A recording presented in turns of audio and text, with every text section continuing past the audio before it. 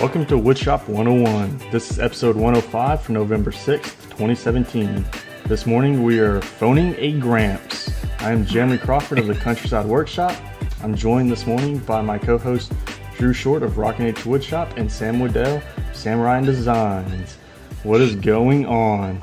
Hey guys, and we also have Dave Agostini, aka my Gramps, here with us today. So it's going to be a good one. Everybody's been asking for Gramps to come on. I know. When's Gramps coming on? And he's finally here, everyone. So it's going to be a good show. I guess I should feel honored, huh? Yes, for sure. We would love to thank our patrons, Michael Brindle, Devin, Richter, Sean McHenry, Derik, Ledesma, Carl Mose, and Neil Sims. Thank you guys so much. Also, if you'd like to support the show, you can head over to woodshop101podcast.com/listen. Find the show notes for today's episode, and there will be links for small one-time donations and reoccurring donations. If you want to become a patron to our Patreon campaign, then head over to patreon.com/woodshop101. You can buy, stop it, Drew. You can buy a Woodshop 101 podcast t-shirt or some cool Rev marker packs. Head over to countrysideworkshop.com/shop for the link. And that was like seamless until Drew started laughing. No. Why can't you read that good every time? It was seamless until you said patron.com. It's patreon.com. Patreon, right? Oh, it was seamless. She made a point to say, you can be a part of our Patreon campaign. Go to patron.com. And Jeremy's face was like, what? So, Grandpa, I always get made fun of because either Drew or Jeremy, one of them, is always laughing at me when I read that. So, I wasn't the best reader. It's all our fault. No, I don't practice. You don't practice. I mean, you've been on the show for how many months now, and that is your section. Seriously. In a lot of the videos that she posts, do you know how many times it takes to get a video before it gets posted? Oh, I'm sure. And like, welcome to this. Blah, blah, blah, blah. And my grandpa's like, seriously, again? I'm like, yes, because that just didn't make any sense. Sometimes she stumbles for the correct word to call something, so I have to pipe in. Just, Grandpa, they can hear you. Oh, like this, the card scraper. Yeah. What's that thing called? Yeah, what's that thing? Credit card thingy. Yeah, that. So funny. You need to save them and do like a whole day of outtakes of you. Of bloopers, yeah, yes. Because actually some of them are really funny. One of them was really funny because we were like cutting a circle out of wood, and I was doing like a demonstration of this tool we were using, and my grandpa's in the background like walking like really swiftly, and I would mention the Woodshop 101, and he had his shirt on, and he was like standing there like this, and it was like all not on purpose, like he was not doing it on purpose, and it was the funniest thing ever. So I'll have to put that on my Instagram for all of you to see it. Playing the Vanna White card. Yeah. We don't mind one bit. That's good advertising. Keep it up. Perfect. Yeah, sounds good. Now I got to order a new shirt, Drew, because I got glue all over mine. Oh, yeah, you're not supposed to wear those in the shop. What are you thinking? They're for pretties. No. That's because I'm going to have a whole closet full of only my own shirts. I'm getting rid of everybody else's, except for yours. I think my son... And when I get mine. Well, that'll be like next year or 2 years from now. I was about to say, I don't have one of those either. It'll probably be next year. I mean, it took me how long to get stickers? All right. Me and my grandpa are going now, so good luck filming the show. I mean, you're going. He looks like he's having a good time. He's having a good time. I'm going. Yeah. You're going to keep Grandpa. Okay, I see how it is. Well, Sounds now good. that we have Grandpa on the show, we are dying to shoot these questions at him to see what his reactions are, what his answers are, and we have had a ton come through since we posted it on Instagram. Really? So we have got, let's see, 1, 2, 3, 4, 5, 6, 7, 8, 9, 10 right now that we are going to go through. So, and in our cases, that's a ton. Okay. Yes. So we're going to start with Two-Door Woodshop.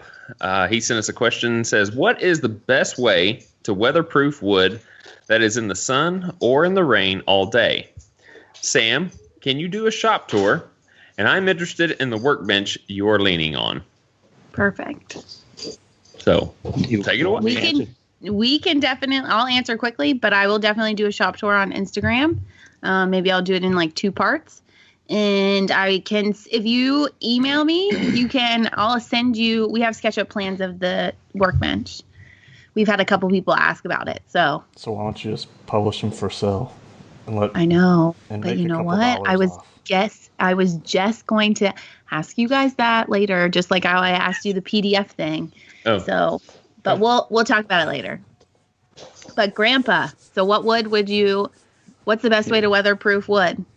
I would use synthetic material.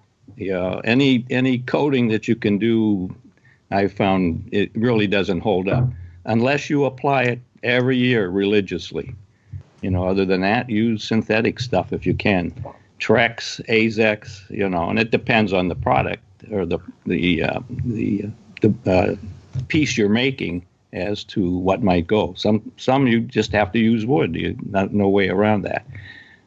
But you do have to use a good weatherproofing seal. I've had a wooden deck for years, and I got so tired of every year coating it with Thompson's waterproof or some other sealant, and it never really held up. So now my deck is all made of Azek, which is a PVC type of material. No more maintenance other than a yearly cleaning the beginning of the year. And you guys should see the deck that he built. It's insane. So I will also post that on my Instagram because it's insane. He is amazing. It's huge, and it has a screened-in porch and everything. So and he did it all by himself. So I will definitely put it up there. Which birds can now get into because the squirrels ripped up part of the screen for me. He gets so mad. He gets really mad. Like I'll probably replace screen on mine once a week. Probably because your kid. No, because my dogs. Oh. My little black Cocker Spaniel likes to run through the screen. I mean, it's partly because he's halfway blind, but... Grandpa, no dogs are allowed at Grandpa's house. Poor cubby. So for those of us that haven't bought the Trex or, what'd you say, Azex? Azek. Azek. A-Z-E-K, I believe. It's a PVC product. Trex is a product that I think they also have PVC now, but the original Trex was a composition of wood dust and resins, that kind of stuff. So, what is the cost difference of that material versus if you bought something like cedar or even teak? Well, teak, I don't know. Teak might be competitive with, or the synthetic might be competitive to teak. But teak, you really have to. When I had a sailboat, I had a teak hatch cover, and I was constantly sealing that. Teak is high maintenance, I believe. Yeah. But the PVC tends to be more expensive than the composites, non-PVC. So. Yeah. Well, I mean, I think. Well, you always have to trade that off too. Yeah. I mean, if you're looking at like not wanting to have any maintenance to it, then definitely go with like a PVC. If you're wanting to go with, still want to go with wood, but not necessarily want to coat it maybe every year, you can go with like a marine varnish, like Epiphanes, offers a pretty good outdoor finish, and that might get you through like 2 years. I know if you go look, in fact, I just had this conversation with somebody yesterday morning. If you go over and look at Mark Spagnolo's, the Wood Whisperers channel, he has called the best outdoor finish or bomb-proof outdoor finish or something. And he did a clear epoxy sealer, penetrating sealer that kind of hardened up the fibers of the wood, and then went back with his marine varnish. I think he put Epiphanes on it. So that, hopefully will get him a few more years before he has to reapply it. But yeah, I mean, I don't think there's anything that you're going to put out in the sun and withstand the wind and the rain everything every day and not have to eventually reapply something unless you go with the composite material. Yeah, for sure. Well, that was a good question because I have never used anything like the synthetics for outdoor stuff before. I mean, I just think of the typical stuff like, a wooden deck or something. So that might be something to look into. Yeah, I've seen benches made out of composite and PVC, and a lot of it looks like real wood, And it has like the effect of real wood. So I mean, it looks grained. Just it's grained. So actually, it looks really cool. So I will take pictures of the deck and just show it all to you guys. All right, looking forward to that. So Rustic Grain Design _ Tampa sent us the next question. How is it working with his granddaughter every day? Does he ever get annoyed from being your personal photographer? Absolutely. I knew exactly what he was going to say. No, it's sort of fun working with her. We have a lot of laughs from time to time. It's sort of fun. The one thing I haven't figured out is the supernatural being that exists in the workshop when her measurements change. I swear to God, Grandpa, I measured it and it was right, and now it's changed. So I'm having a little difficulty with that aspect of working with her. I know. Grandpa's like, when I make a mistake, I own up to it, Samantha. Right. I'm like, yes. All right, fine. Okay, maybe I measured it wrong. Right. I said, you did something wrong. It didn't change by itself. I don't know. Something happened, Grandpa. But it's okay, because then I can phone a Gramps and be like, Grandpa, can you help me fix this? Right. You need to use the same tape measure, Sam. Oh, Quit grabbing the wrong one. Wait. Yes, because, so like just from sitting here, we have like all of these different tape measures, but the best one is Grandpa's. And of course I got one trying to like be cool like him. But okay, so this one is the same, but it got cut by accident. So if you can So why did you cut it? Oh, I didn't. It broke. I got it hit the saw or something like that. So I said, well, I'll cut it off at an even inch, so I can still use it. And then this one's a big one. But then his, it's packed because we're delivering after this. That one is way off from mine. So, of course, I'm always like, Grandpa, can I use your tape measure? Grandpa, can I use your tape measure? Grandpa, go buy one. Your tape measure. But then it's not the same, and we have to work together. Yes, you need to do that. I know. I need to order that exact one. What is it? No, it's the same as these. What is it, Lufkin or something? I don't know. Yeah, Lufkin.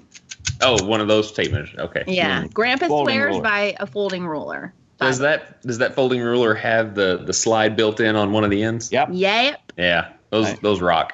I use it. He uses it all the time, and he whips it out and puts it in. He's so funny. It's funny though. My dad has used one of those in the past, and he's used that little sliding thing on the end, and then he takes it out, and then he grabs a tape measure and measures it. It's just so he can figure it out.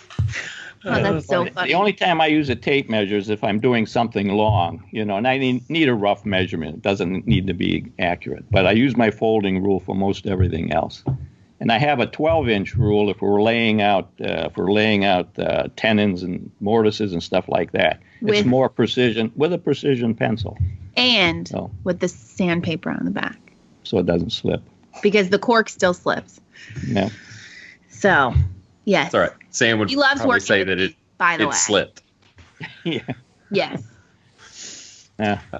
Well, so the short story is that y'all get along well enough. Oh, yeah. Yeah. We laugh a lot. We bang heads sometimes.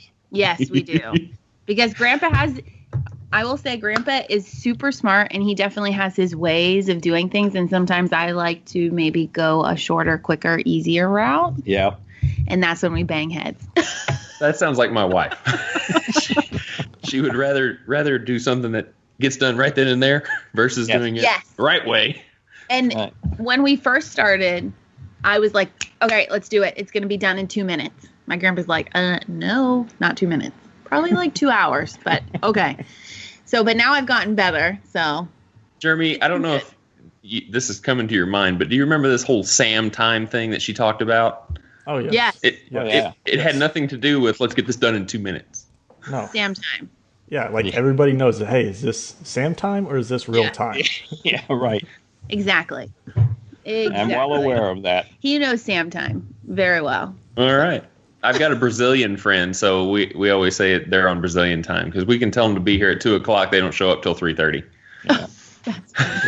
we have I'm not that way. We have a good friend like that. In fact, we went to like her birthday party about a month ago. It was at a bowling alley, and they were like, it's at 8:00. I'm like, man, I'm gonna keep my kids up that late. I was like, all right, whatever. We'll take them bowling. She didn't even show up till like 9:00. We didn't start bowling till like 9:30. And I'm like, it's your birthday party. Like, everybody's here but you. You were late.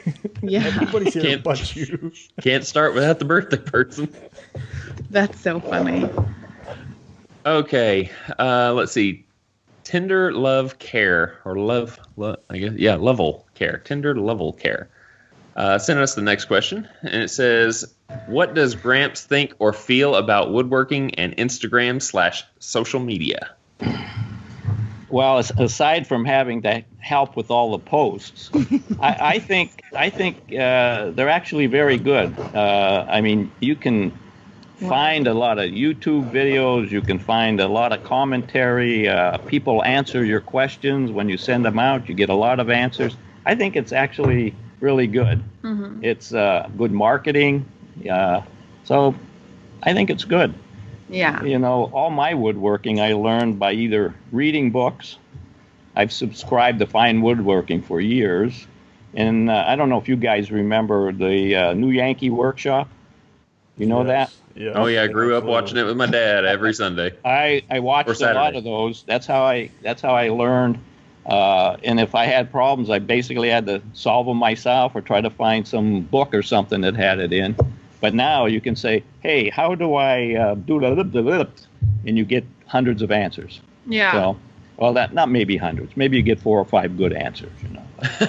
There are hundreds. Hundreds. That would be a Sam way of saying hundreds. We got 100 answered questions. Yeah. So, no, I think it's good. Yeah, I tend to agree with you. It is a good way to get your answer fast. Yes. And the marketing is just outstandingly different than what it was, say, 10 or 20 years ago. Yeah. It was all by word of mouth then. Yeah. Now it's a way to market to the world. Exactly. And I think it's cool because, like, I feel like you have some ways of doing it and other people have some ways of doing it. And then you get to see other people's, like, ways of getting to the same, like, final product, but maybe they do it in a different way. So I think that's kind of cool too. Then you can judge whether it's better, more efficient, and change your ways and more accuracy, a better product. So it's good. Yeah. I think it opens up marketing to people that don't have marketing degrees. They're able to market their product a little bit better. But there's also a downfall to it because these platforms switch so often, and there's a learning curve behind them. Maybe not as steep as what traditional marketing was, but think about 2 or 3 years ago, or even about a year ago when everybody was on Facebook. Facebook was the place to be, and then all of a sudden it switches off, and Instagram's like that's the one you have to be on. That's the one where everybody's jumping to. So now you have to take that learning curve and re-gear it, and then at some point you're kind of starting from the bottom, because you have all these followers on Facebook, but if nobody's on Facebook anymore and they're all going to Instagram or whatever the next one's going to be, then you kind of have to regain those followers. So at some point you're going to kind of lose some traction in that marketing field until you can start getting those people to come back in and watch you on that platform. So I think for that aspect of that it's always changing and you don't know what the next one's going to be and when it's going to come, that can kind of be a hindrance into your business, especially if you're running a one-man shop or two-man shop where you have to figure out the social media aspect on top of creating your products and getting them out there. Definitely. And I've noticed YouTube has even started to do that, because YouTube is also the place to be when it comes to video marketing. And they have made so many changes to their platform over the past probably 5 to 7 years. And it's getting to the point now where people are starting to veer away from it because it's not benefiting them like it used to. Mm-hmm. Yeah. Well, and I'm not saying what they're doing is a bad thing, because I don't know really much behind it, but You know, they were the leading market in the place where people posted their videos. Now that they're getting into this YouTube TV and all this other stuff, in my opinion, I feel like they're trying to branch out too far away from what their niche was. You know, their niche is what made them famous. Their niche is what people drove people to their platform.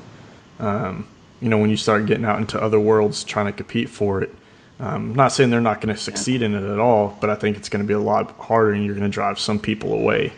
You know, Amazon's doing a great job of it. They branched down there in the corner of just about every market. They're amazing. In fact, I just got the email the other day that's like Amazon now has some like door lock that allows the Amazon person to open your door, put the package inside your house, lock the door. What? And leave. Yeah, yes. I just saw that the other day myself. It's you can control it by your phone. Yeah, open the door. It's called Amazon Key. Look it up after this, Sam. Amazon Key. That's crazy. And you get they'll do a free install for you too. Yeah. Give us access to your house. You'll love it. I'm like, I'd be a little leery, but they're gonna have to hire people they really trust to do that. Yeah. Well, which I think it's not in all markets. You know, I think it's going to be in your bigger markets like Dallas, Fort Worth area, Houston, everywhere that they have a distribution center. You know, that like my brother lives in Dallas, Fort Worth area, and he gets 1-day shipping. Amazon actually delivers his package, not UPS, not the post office, not FedEx. They actually deliver it, same day service. So I think that's the markets where it's going to be, is where they can vet their own drivers and have their drivers deliver it and be able to open the door, have access to it, not just like your postal service guy. So it's funny because sometimes our Amazon packages come from UPS or whatever, but sometimes there's like a BMW that drives up and drops them off. Like they're in cars. Really? Do y'all have a FedEx distribution area somewhere close to y'all? I think we might have something. I see a little human behind you.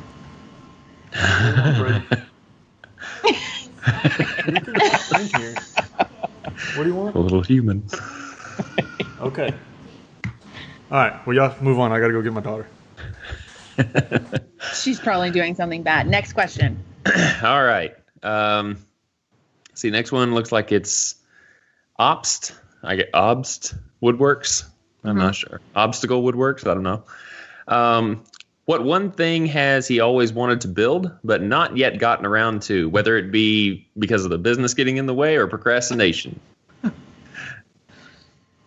Well, let's see. It's definitely the business getting in the way. You know, for many years, I've wanted to build a canoe? A strip plank canoe. Do you know what that is? Yeah. It's a canoe made up with like cedar strips, and you build it up, you build a form. I've always wanted to do that, and never got around to it, and now I'm too old to do it. So that's out of the question. Well, I can help you build it. Well, if you build it, you got to use it. Yeah. And I'm getting too old. And Grandma used to go canoeing with me, but now Grandma doesn't want to go anymore. She doesn't like it. So Grandma getting so thrown I'd be under canoeing the bus by here. myself, and that's no fun. You have 1 million grandchildren that I'm sure will go canoeing with you. Yeah, if you can find free time with a soccer game, a lacrosse game, Football, all of that. So baseball. football, baseball. And then they'll all be fighting who gets to go. So actually, maybe that's not a good idea. So I've given up on the canoe. Now, there's a piece that my wife would like. It's sort of like a hall table, a sideboard, and I've designed it, but I have not had a chance to do it because my shop has been sequestered.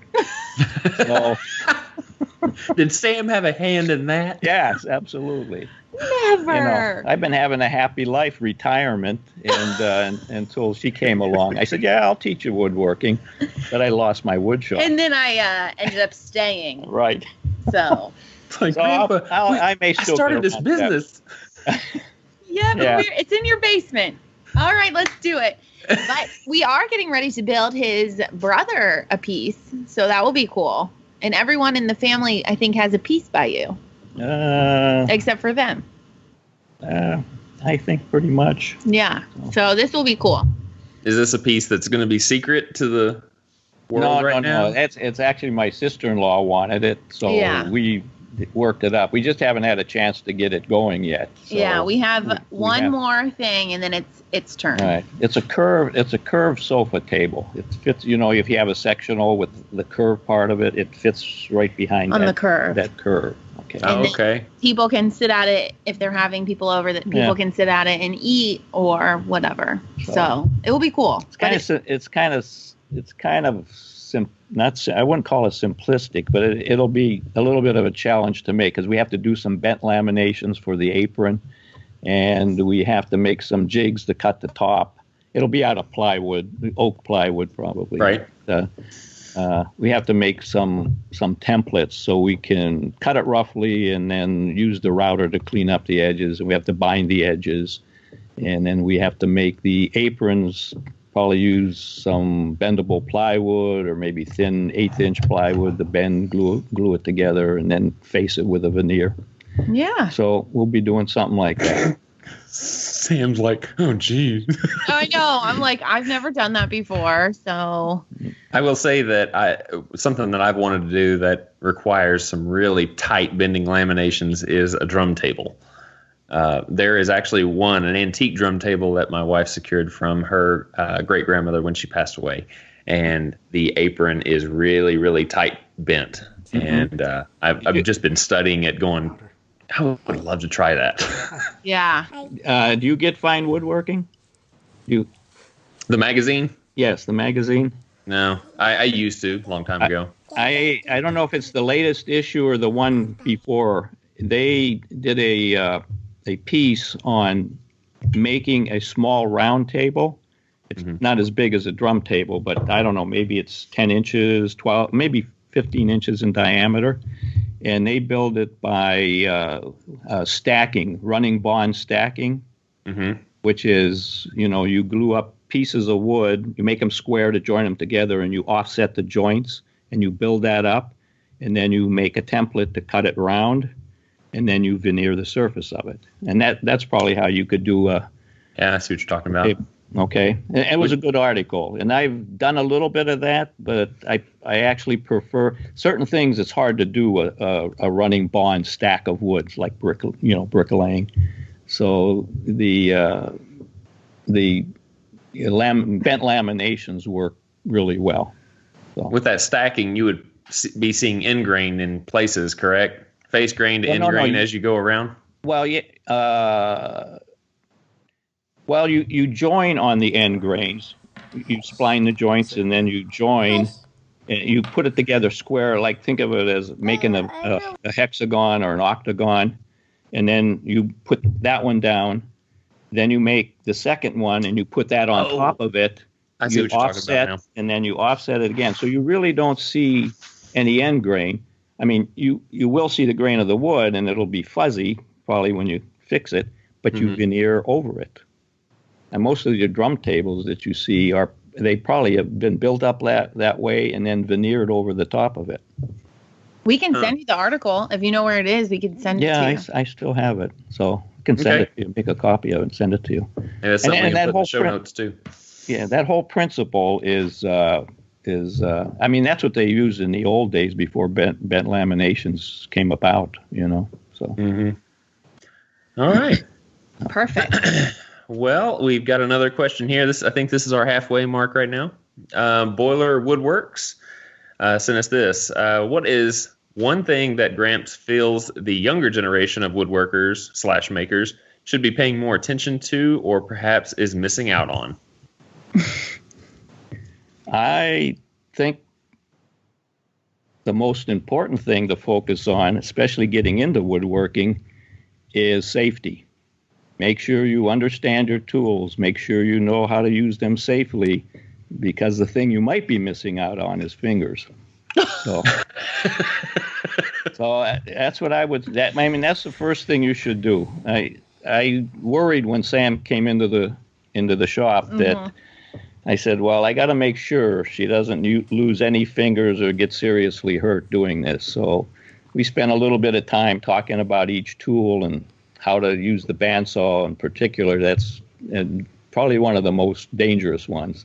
Bandsaws are dangerous, but they're not as aggressive as the table saws.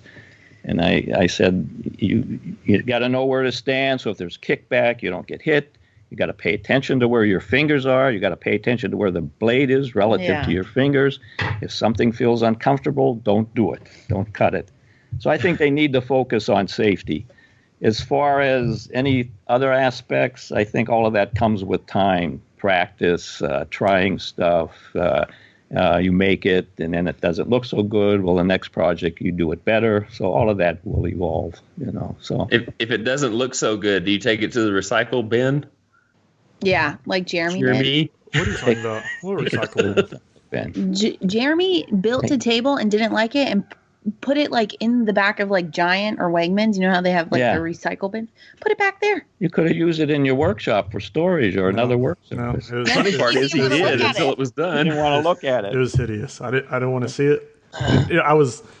It started out for a customer. The customer backed out after it was built and before it was finished. So it sat in my shop for like a year, and I finally got around to finishing it. I put finish on it, didn't like it, so I tried to go a different route, didn't like that.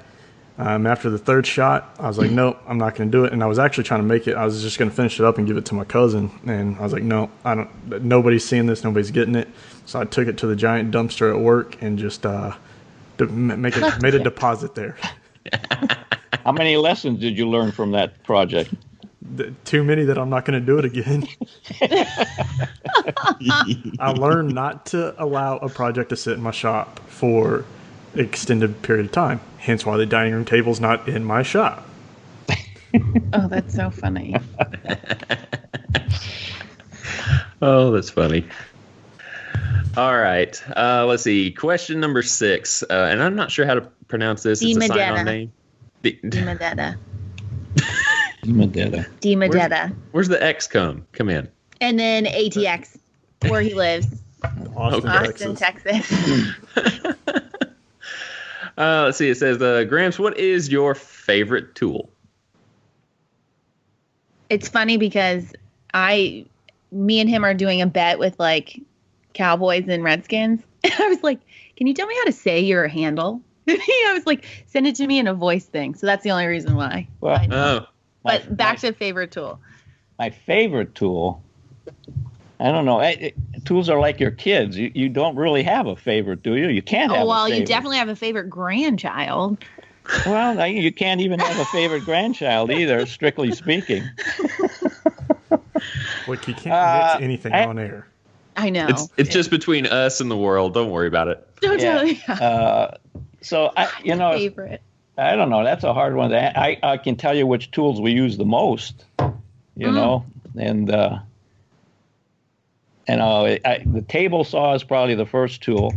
The radial arm saw is what we usually use first in a project. You cut cutting long boards to rough lengths, and then then we go to the joiner to mill them, and then the table saw to cut them to the dimensions. And then maybe the bandsaw for some aspect of it. Sometimes ripping thin stuff, you use the bandsaw, and then the drill press. So those are probably the tools we use the most. Between the table saw, the joiner, the planer, and the bandsaw. So, but I don't have a favorite. I don't have a favorite. What would be your favorite? I mean, how can you have a favorite when you have a job to do? They're all important. So I can say I got my favorite is the table saw. I'm going to use it for every aspect of the project. It's impossible. But do you have like a favorite? Like it's your favorite that you purchased? The favorite that you... This is let's see. Do I have a favorite that I purchased? The Fez tool domino?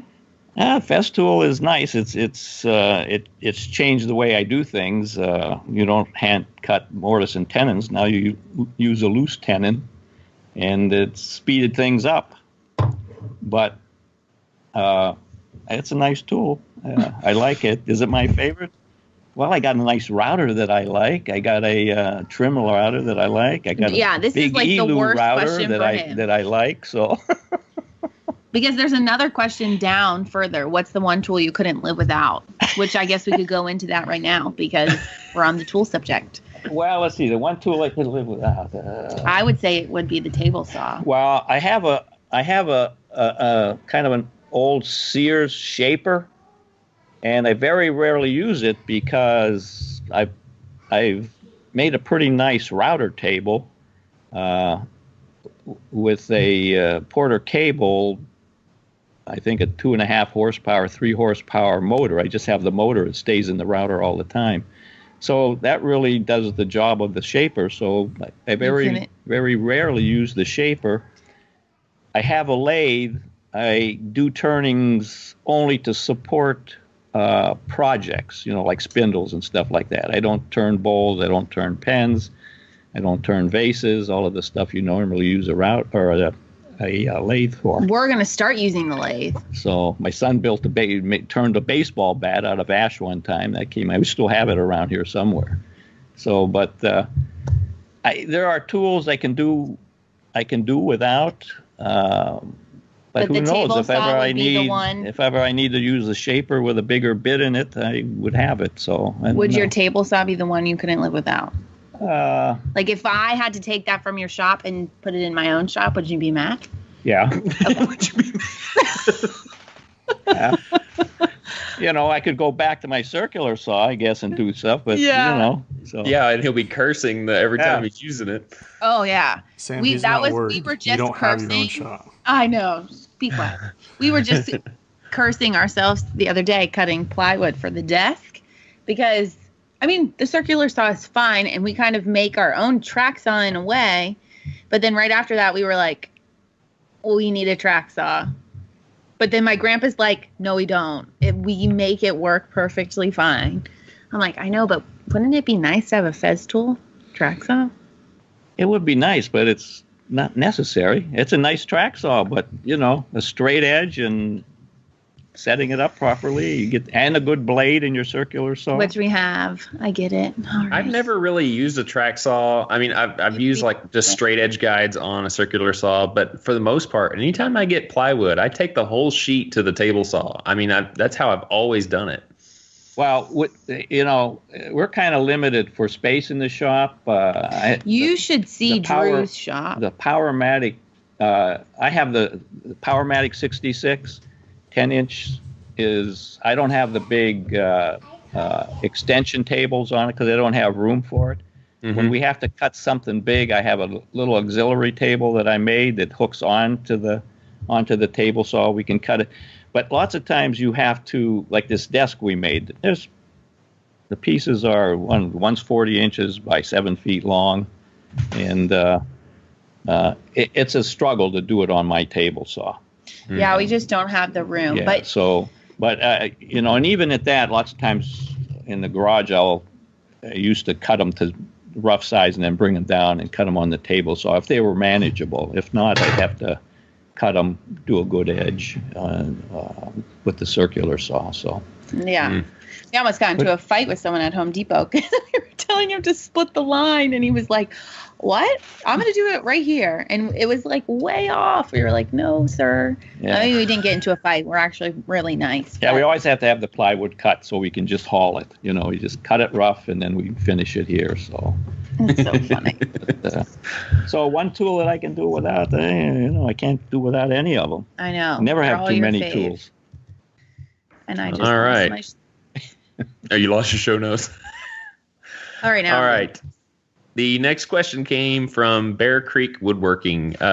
He's been pretty consistent with his comments as well as his questions. Let's see. How did you start woodworking?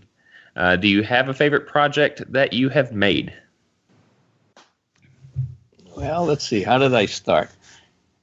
How far back do you want me to go? Well, let's just say when you finally decided to pick up a tool, how old were you? Okay. Well, as a kid, I used to build airplanes, model airplanes, stick models. I don't know if you're familiar with that. You build the whole airplane by gluing balsa wood pieces together, and then you cover it with paper. So I'm doing that. Tools were a razor blade and pins to hold things down. Then when I was about 17 or 18, I built a sailing surfboard. And my next door neighbor had tools. He had table saw and bandsaw and stuff. So he helped me cut the stuff, you know. And that's probably when I built the first piece of what I'd call woodworking. Then when I went to college, I worked for my future father-in-law building houses. And that's where I learned the basic house construction techniques, how a house goes together. So I really don't have too much difficulty if I want to rip out a wall and replace a wall, do stuff like that. And I learned trim work, how to cut casing, miters, round doors, baseboard, base shoe, all of that stuff, coping joints. And then after I graduated from college and started work, this was probably in 1965, I bought my first, when I was building the boat, the first tool I got, my grandfather bought for me, which was a 1/4-inch Black & Decker drill. Of course, it wasn't cordless. It had a cord. And I still have that drill. And I still use it every now and then when I have to get into a tight spot, okay? It's pretty no frills, you know. It's no keyless chuck. You have to put a key in it, which is an Allen It's what wrench. we use sometimes for our pocket holes. No, that's the big one. That's a skill drill. Oh. This one goes back to 1965. Whoa. Okay, and but I still have it. And my father-in-law had an old router, which was very rudimentary. It was a 1/4-inch bit, and it was all made out of the base was pressed steel, and I still have that. Okay, and the only thing I used it for is to route an edge on 6x6 posts when I was building the deck. But I keep it because it is a pretty old tool. And that probably goes back to he probably got it in probably the 30s, okay, 1930, in the 40s, somewhere in there. So where am I going now? So after I graduated from college and started work, then the first tool I bought was a Craftsman radial arm saw. And that's when I really started doing woodworking. And we still have it. 1960. And they still have it. And it still works. I had trouble with the motor, and Sears replaced the whole motor. But other than that, it's been running fine. We only use it now for, as I said, cutting long boards to length. Sometimes if we have to do rough 2x4s, we have to do a lap joint or some kind of a joint, we'll use it over there. But they very rarely use it and you can't rip on it. It's dangerous to rip on. So since probably 1965, how many years is that now? Going on 50 years, something like that. I'm 77 now, so since then, that's how long I've been doing it. And he didn't his work wasn't woodworking. Oh, yeah, it was. He was an electrical engineer for 40 years. Over the years, I have sold pieces, special, custom pieces for different people. But the money I got went right back into a tool. So I didn't consider it a business. I considered building my workshop. So yes. Yeah, that's one of the things whenever you're quoting somebody, you're like, I'll build this for you if you buy this tool that I need to build it. Yeah. Well, I'll have a tool in mind. I said, well, it'll cost you about this much. And then when I get the money, I go buy the tool. See? Yeah. And what he gets paid for Sam Ryan Designs is tool money. Well, since it's a business, you got to pay shop time, electricity, overhead, all of that, right? Which you got a good deal, by the way. Yes, I have a great deal. And hopefully with our shop overhead fees, we'll be buying that thing for our joiner. Oh, the segmented, helical head. Yeah, so I thought you were That's going to funny. say we're going to be buying that Festool track saw.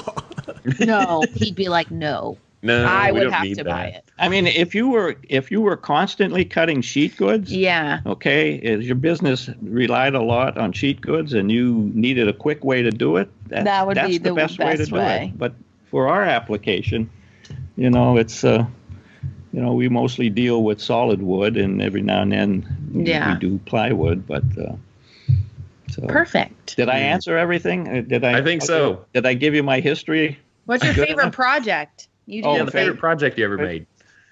Well, let's see. One of my favorites is a couple of years ago, I started taking up veneering and bent laminations, that kind of stuff. So I built a coffee table, which is out of cherry, and the top is 3/4-inch MDF veneered with cherry with a walnut burl inlay. And that came out very well. I'm kind of proud of that piece. We'll put it on his Instagram. So, see, is there any other piece that I'm kind of proud of? My American Girl doll bed. I didn't build your American doll The bed. crib you did. And you Oh, the built little me crib. And Yeah, you built me a walnut bed. No, I didn't build that wall. Did I build a walnut? Yes. I don't remember. You wasn't proud of that, apparently. That's what comes with age. I don't know. But so My crib. Jeremy's like, I didn't build that table. Yeah. I didn't know. What are you talking about? That There's no proof. Yeah. There's no proof. Well, those are a couple of the. See, did I do another veneer piece? What other veneer piece did I do? Oh, I built a headboard for our bed, king size headboard, and it's made out of solid cherry, and I put in the cherry is stained to match the rest of the furniture in our room, and I put cherry veneer on the panel, so it's a curved headboard with three. Veneered cherry panels, finished clear, no stain on the cherry, just to let the grain show through. So that piece came out very nice. I want to do more veneering too, as we move along here. So, Do you have a vacuum press, or do you just use pressure? no, I made a vacuum press, which is a Venturi model. Mm-hmm. So I have a rigid compressor sitting over there in the corner. That is, it's capable of delivering quite a bit of air, and as it passes through the Venturi, it draws a vacuum, and it works very well. Joe Woodworker, have you ever heard of Joe Woodworker Veneer Supplies? No. He's got plans. He's got plans for the device, and it works nice. Yeah, Joe Woodworker is one of the biggest online veneer sales websites. So yeah, he's one of the bigger ones. He's good. He's good. He answers questions, and you get and he's got a lot of information on veneering, plus a couple of the books that I have that I can't think of I have one on veneering and one on bent laminations. I'm trying to think of the fellow who wrote these, Jonathan Benson or something like that. But I can get you the names if anybody's interested in a couple of good books for veneering and bent laminations.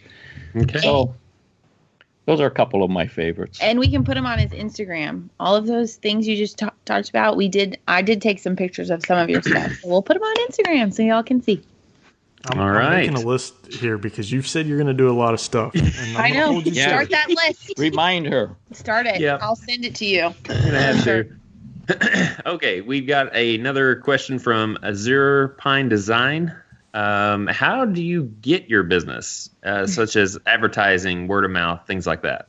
Well, I really can't answer that one. This is more like Sam's question. Yeah, that's Sam's question. Yes. So Grandpa is my workshop.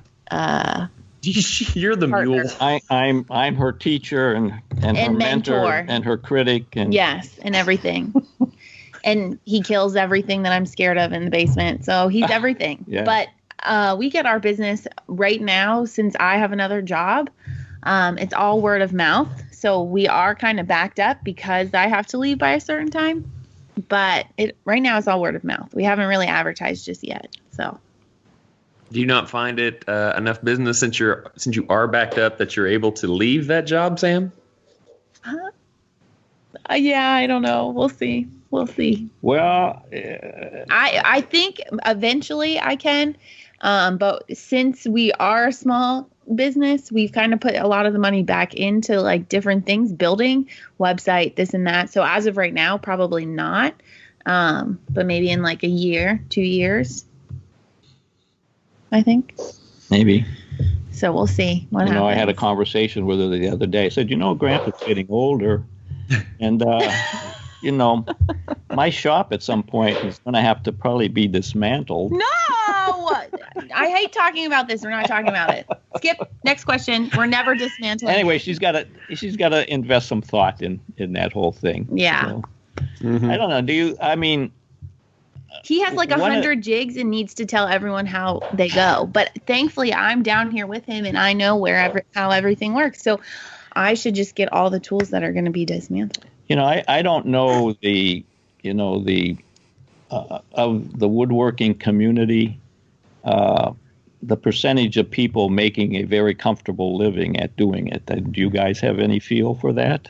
Well, it's funny because I feel like the people from like your guild, it's different probably because they weren't on the social media aspect of it. And I feel like if you can make it like at home doing the interior design and then interior design is great because it all goes in my pocket. But the like building, like if you like with social media, I feel like it can help you and you can,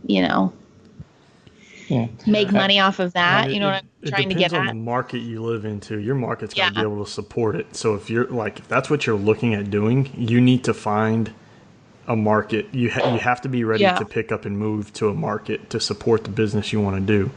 And a lot of times you either got to move into smaller towns that you're going to be very well known amongst everybody as the go-to person for things, or you're going to have to live in a huge area the population for oversaturation is a lot greater. Areas like where I live in now, like Charleston, the whole Charleston area or the Low Country is big. But it is so oversaturated with people undercharging for everything. Like I sent y'all like a picture. Oh, I know. You were like so mad. $275 or something.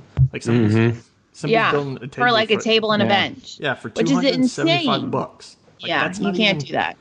And I contacted him and I was polite and I told him, I was like, look, you could really charge more for this. Like the stuff that you're charging is killing the business for people that are trying to make a living. And he responded in like, I couldn't even, I just had to delete it because it made me so mad. He was like, well, to each their own. And somebody's got to look out for the little guy that can't afford the stuff. And, the market's big enough that you can charge what you want and I'll charge what I want. And if I get the business, well, then so be it. Yeah. And like that's, go ahead. I know a couple of people that, they're into woodworking business, and they say it's very difficult to make a living doing woodworking. Mm-hmm. And one particular fellow said that if he's retired from a nice job and has probably a good retirement income, and he's able to do it, but he says if I had to make a living on that alone, he said it would be extremely difficult. Yeah. And he does nice work, and he says people just are not willing to pay the amount of money for a very good high-level custom piece. He said there's just not a big market for that. So that's what makes it so difficult. But I also think it also depends on your building style. And right now the trend is rustic. Yeah. So I think that if you are used to making fine furniture, it might be more difficult to sell it. If you can't get yourself out of that niche of only doing fine furniture. There's a lot of truth to that. So I think that just in like the 2 years that I've done it, we are a startup business, but we've gotten a lot of work and it's all been rustic and, which is very trendy. And I feel like the area that you live in also depends on like what they want and versus, it's a trendy area. There's a lot of little trendy towns in this area and they all want that same thing. So if you can make that thing, they think it's cool getting a custom piece. They can make it and design it the way that they want instead of going to Restoration Hardware or Pottery Barn and just buying one that everyone else has on the street. I think they think that's cool. So well, I think and definitely it also depends on if you can be a well-rounded woodworker too, if you can adjust to the times and not just get into a certain niche, because a lot of them get into that habit where they're either just a fine woodworker or they just make primitive / rustic stuff, and they don't branch out into areas that are outside their comfort zone, like modern builds. A lot of people don't want to get into that because that is not their taste. Right. But you're not building for you. You're building for the customer. Yeah. And so I'm trying to get her interested more in some of the fine woodworking, you know, some of the fine pieces. So that I have I know what I'm doing when if somebody says I want a more, fine woodwork, not something rustic. Mm-hmm. So that then I would be well-rounded. And your interior design is the same way. I mean, if you were not an interior designer of all types of design, you wouldn't get work. And you wouldn't be able to make a business. You have to adjust to what your client is looking for and know enough about that style or whatever that they want to help them and guide them through like how you want to design their table or whatever they want built. But then also it goes with the interior design. I haven't really been pushing that as much just because we've been backed up in the shop. But once I'm not in the shop, around here, a lot of people need, that. And I've talked to a lot of custom home builders. And so I think that if you can adjust to the trends and the different styles that are coming in and out and whatnot, then you'll be fine. Yeah, you don't want to limit your market, Because if you do limit your market, you probably will not make a good living on it. Okay. That was a good question. Even Par Solutions sent us this next one, and half of it we've already answered. Let's see. What is your go-to woodworking tool and the one you can't live without? So I think we pretty much answered both of those, didn't we? Your table saw was the go-to, basically. Yeah, I guess. That's you guess. Here it goes again. But I don't want to give up my others. Yeah. Let's see. And Hammer Bunny Workshop rounds out the 10 questions.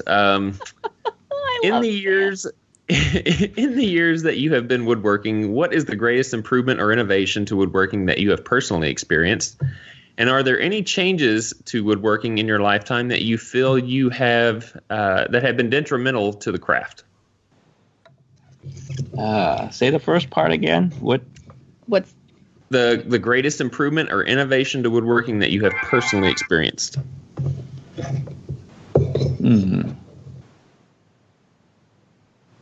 That's an interesting one. I mean, there's been a lot of advancements in the basic tools have always existed. The table saw, the bandsaw, the drill press, those have been around for years. But there's been, a lot of innovation on the individual tools. They've become safer. They have more features. They produce, higher reliability, better accuracy. The adhesives that are now available are quite a bit better than what they used to be, like the old hide glues. Although hide glue has a niche in fine furniture building, But the coatings are much improved now. With a lot of the water-based finishes. On some of the fine pieces that I do, I spray in my basement.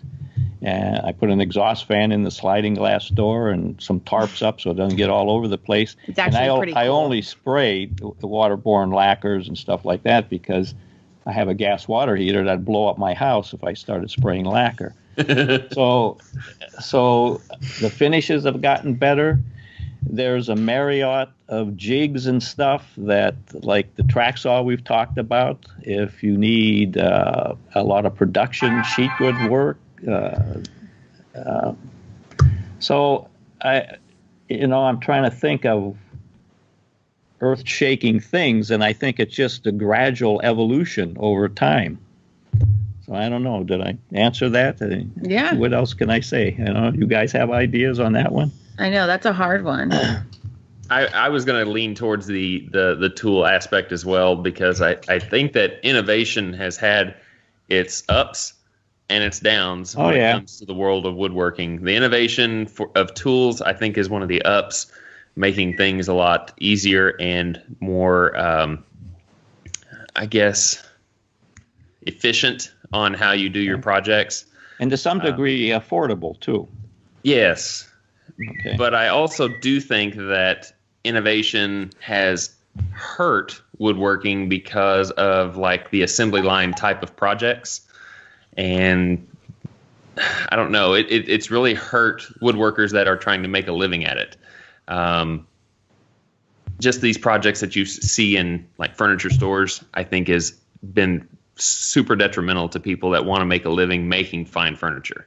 Yes. Just with how they're put together, you spend thousands of dollars on a project that'll last you maybe 5 years before it starts showing really bad wear and tear. Yeah. Whereas something that is built custom by hand would last, generations. Yeah, that's what I said earlier. People aren't willing to pay the high price for a custom piece of furniture, something that will last a long time. Mm-hmm. In the old days, early American handcrafted things are still around today. Yeah. And you don't find that. And they did that all with hand tools, too. Yeah. So that from that time, there's been a big innovation with the power tools. You can build it quicker. You can build it more accurate. But there's still the custom made and the handcrafting that goes in it. There are people that would only build furniture with hand tools. I know in our guild there's split. People are hand tools only, people are machine only, and then there's a hybrid. So I guess we're sort of in the hybrid. I try to find ways of doing things with power tools before I use hand tools. They're just quicker, and generally they're more accurate. And so an interesting thing, I have, as I said, I subscribed to Fine Woodworking for a long time. So I've been looking at some of my books real early on, and I see a lot of machinery and tools listed in there at advertisements that are not around anymore today. So I think, the industry has weeded out those tools that are not low quality, low performance, whatever it is.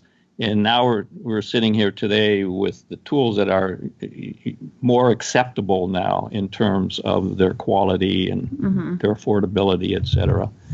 So, and one thing I was going to say to help with fighting the big businesses like that, especially if you're trying to make a living, one thing that I am trying to institute with mine is providing 3D representations of the project that you are trying to submit to this customer. Yeah. Not only that, but a video of going into the aspects of the project that make it set apart from what you would buy at a store. That's a good idea. I can put together a 3D model carbon copy of something you see at a store and make it the exact same way. Yeah. It will make it better, but if I make it with certain aspects like lock joinery on the drawers, spline work for pieces that butt together to keep them from pulling apart, dovetailing, stuff like that, if you can point that out to them and do a compare and contrast, I think that will help fight, the man, so to speak. Hey, we got the whole crew. 3 generations. 1, 2, 3. The whole Samurai Designs crew is in the same spot. In the house. Hey, you can't get on the show just yet. We got to have you separately. I know. So just say, you can't hear them. I can't hear. She said, you got to go because you can't come on yet because we got to get you on a show separately. That will be a fun one. She'll give away all of my bad, secrets. Yeah, secrets. That's what we need. Yeah, that's what we need to figure out how to get you to be a little bit more productive on the podcast front now. You're funny. Funny. Okay. You bring a lot of good ideas, but then we want to go to talk to you about them, and you're like, "Oh, I'm watching Stranger Things." Sorry. Okay, you know what? I'll talk to you later. Said last night I have to we got to sit down and we got to talk about it. We're not going to talk about it on air right now, but we have some good ideas, hopefully. So, okay. Should we do the voicemail? Yeah. Any more questions? Is that it? No, you did it, Grandpa. Yay! I think that was it. But now you have to stay here for the rest of the show. Oh, okay. I mean, there's not much left. Yeah, they're not. All right, so we got a couple voicemail kickbacks. The first one is from Carl Mose. Hi, Jeremy, Drew, and Sam. This is Carl here at Bear Creek Woodworking. An annual cutting board build-off is a great idea. There were so many amazing and creative cutting boards this past year. It was really cool. It was fun for both the builders of the cutting boards and for the viewers on Instagram and YouTube. And even though I didn't participate this past year, I would be very interested in participating next year. So keep up the great work here at Woodshop 101. Boom! He is awesome. He is awesome. I like it. Thanks, Carl. So several people have made interest in doing another cutting board. I think Scott James says the same thing. Hey there, Jeremy, Drew, and Sam. This is take number 42 for me. I'm not quite as good as you professionals are at this, so hopefully you can bear with me. I wanted to let you guys know that I love the podcast, love what you guys are doing for the woodworking community, and wish you guys the best of luck, and I hope you guys can continue this for many years to come. On that note, I think the idea of doing an annual cutting board challenge is great. I know I really pushed myself with the limits on this cutting board that I made for the challenge, and who doesn't love a little friendly competition? One of the things I learned with that cutting board is I'm terrible at taking pictures. Oh, cut off. Showing the detail of my work, but that's something I'll just have to work with. I also wanted to say to Drew, congrats on going full-time. I wish you the best of luck. And on that note, this is Scott James signing off. 1, 2, 3, boom! Nice. So it looks Very like cool. That's something we'll probably have to continue, or at least talk about continuing. Definitely. So, you All right. You got your show notes there, Sam? Yeah, I couldn't hear you guys for a second. Okay, guys, so we have some kickback. Hey, guys, just listen to the episode. Great gift ideas. I'm planning on making dinner trivets. I almost said diner. Dinner trivets, like you said. Again, thanks for the show. You guys rule. P.S. Drew, we met in Skiatook. I told you to get the guys in sync when they say boom. Hope that happens again next year. Really good time. Later, Joe Dickinson. And then we have Jeremy, Drew, and Sam. Hey, all, this is Sergio, the guy who asked about the cordless tool set. Note, it's not Jose. If I call again, I will use the voice memo thing. I decided to go with the Ryobi route. It's more versatile with around the house chores. With holidays coming and having 3 kids, I will be wanting to pull the trigger on the purchase, but it will be had. I'm going hybrid, so for now I'll be collecting hand tools as needed for projects to get me going. I appreciate the chatter. My question brought about the input from you 3 helped with the decision. Also, it's weird hearing myself on the podcast. I had no clue I sounded like that.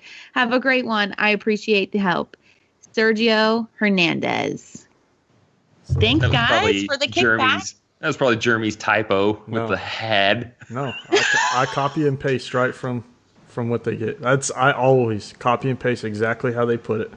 Oh, that's so funny. I think that was supposed to be hard. It will be hard. No, it says I will be waiting to pull the trigger on the purchase, but it will be had. Like he will purchase it. Yes, I didn't read it wrong. Had, yeah. No, you didn't. It was I that did way. it right. It would be hard for me, once. not had. But yeah, I guess that's right. And then we also would love to remind you, if you listen to the show on iTunes, to please give us 5-star rating. It helps us reach a greater audience. Rustic Grain Designs. Drew, Sam, and Jeremy make an awesome trio on Woodshop 101 podcast. Between the 3 of them, there's no question that cannot be answered. Looking for an entertaining and exciting new podcast to follow? Look no further. Woodshop 101 is the podcast you should be listening to. Thank you so much. That is a great comment and made my day. So definitely go give us 5 stars on iTunes. It will help us reach more amazing woodworkers and friendly people. Yeah. And I do want to give, because we had another one this week. Unfortunately, it was not a 5-star. It was totally on the other side from Nick Koval. Kind of said that he understands cliffhangers, but he didn't really like how we split this one, the episodes 103 and 104 into two series. Look, I give you a little kickback on that, Nick Koval, I think. We did it because the conversation just it kept going. Yeah, it kept going, and there was no point. Like if we would have stopped in the middle somewhere and been like, "Hey, we're gonna stop here," we would have killed the flow. So the only reason we did it is I waited till he got to the end of his story to cut it out, and then pick up on the next one. There was so much good information that stopping it would have just killed the flow of the podcast. We don't plan on doing that, all the time. In fact, we don't ever really plan on doing that. We just decided on the fly. So hopefully after you hear episode 104, you'll go change your rating there and give us a little bit better rating. But I do get what you're saying about the cliffhanger and kind of stopping it right after he got to that good bit about his client. But yes, it would have been a 1,000,000-hour episode. Yeah. It's like 3 trips to work. Yeah. Right. There's Sam. That's Sam estimate of time. Yeah. Million hours. There you go. Yeah. Well, don't forget that you can find the podcast also on SoundCloud as well as YouTube if you want to experience the whole thing about this one video. Would be a good one to watch on YouTube. So check us out on YouTube for sure. And be sure and share it around your social media. We'd love to get our name out there even more than what it is. So before we get off here, we want to do a little bit of contact information. And Dave or Grandpa, I don't ever say Grandpa. That just sounds weird to me. I always say Granddad or Grandpa. But Gramps, that's a good one. For those of the people that would like to send you some more questions, what would be a good method that they could get in contact with you? Is it? Your Instagram. I guess my granddaughter says Instagram. Your Instagram. My Instagram He account. has a Instagram, Dave Gramps. And I'll post it on my page, and then you guys can go see. But also, I guess you can get in touch with them through me, through samryandesigns.com, the contact button. Okay. So Sorry, Sam just gave her contact info too. So. Yep, and you can find me on Instagram. You guys know where to find me. And Jeremy, what about you, man? You can find me on my website, countrysideworkshop.com. There's a contact form. You'll send me an email. If you want to get in contact with me pretty much today, I'm on Instagram. If you look at Twitter, try to find me there. I'll probably answer it next year. Next year. Same time. Oh, she's laughing. Can you say excuse me? Say hi. Say hi to everybody. Hey, girl. Say hi. Here, you want to listen to him? You're so cute. You're so cute. Say hi. She's like, no way. Nope.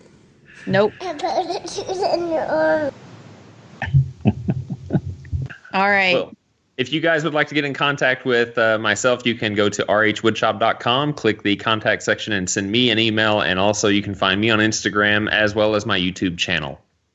If you want to get in contact with all 3 of us on the podcast, be sure and go to woodshop101podcast.com/listen and find all the information that you need. You can send us kickback through the email at kickback@woodshop101podcast.com. And the voicemail is 409-234-3959. Also, don't forget the voice memo app as well. And that pretty much wraps up this episode. We want to thank Dave for being our guest. It has been a pleasure having you on. We have been looking so forward to it all week. And you have shared a lot of great information with us. Yeah. So thank you very much. Very good. It's kind of nice not recording when the sun goes down. I know. And I'm like and you're this. yawning and... I'm asleep. But, Grandpa, we do a sign-off, so you have to do this special sign-off. All right. What is it? We can't tell you. You have to go along with it. You have to tell him so he knows. You gotta tell him. Yeah. 1, 2, 3. Build. Really loud. Okay? So from Jeremy, Sam, Dave, and myself, we want to wish you guys well. Please be safe in your shops. We will talk to you on the next podcast episode. So 1, 2, 3. Boom! Boom! Yay! That was the cutest film.